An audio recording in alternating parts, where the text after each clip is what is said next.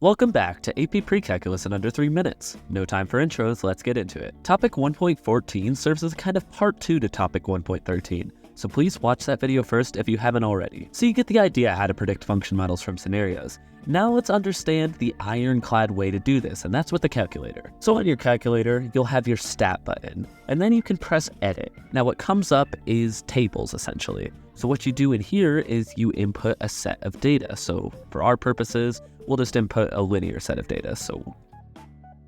And then we head over to L2 by pressing to the right. Now you see we have a linear set of data here. Now, of course, we know it's linear, but what if we didn't know what it was and we had to use the calculator to find out what the data is? We go to stat, then calc. You'll see that we have a bunch of regressions that we can run here. The only ones you need to know for this unit are linear, quadratic, cubic, and quartic. So essentially you run these regressions by just pressing enter and pressing enter. On this specific calculator program that I'm using, it doesn't provide an R value, but essentially there will be an R value right about here. And what it will say is that like R will equal a certain number. And on all regressions you want to run to make sure that R value gets closest to 1. Whichever regression has the R value that's closest to 1 is the best fitting model for the set of data that you have. Then say you have the regression that you need. We know it's a linear regression, so we want to store this function. So we go vars y vars function, and then we can store it in any of these. I'll just do y1. And then of course we see in y1 we now have the function stored.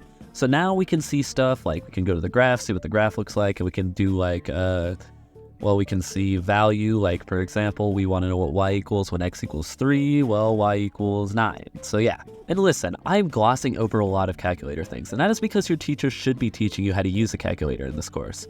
But if you still need help, I'll link videos in the description on different calculator mechanics you need to know for this course. Moving on, rational functions can also be modeled with calculators, but only if you manually put in the equation yourself. So if you click on your y equals, you'll see you have the equation here. You can just put in a rational function equation. So we go alpha y equals, we have the fraction that comes up, and then we can just do, let's do the parent function of a rational function, y over x, or sorry, 1 over x. Graph, that is a rational function, and the same thing you can do with rational functions. Like if you need to define what x equals when y equals, I don't know, let's say, or sorry, what y equals and x equals, let's say 3. Then we know that y equals 1/3. Stuff like that. In this course, you won't need to really worry about putting rational functions in from scenarios, but it will be nice to have it for the calculator portion of the multiple choice part of the test. So for the final time this unit, here are your problems. Pause now. Here are your answers. I will see you in Unit 2.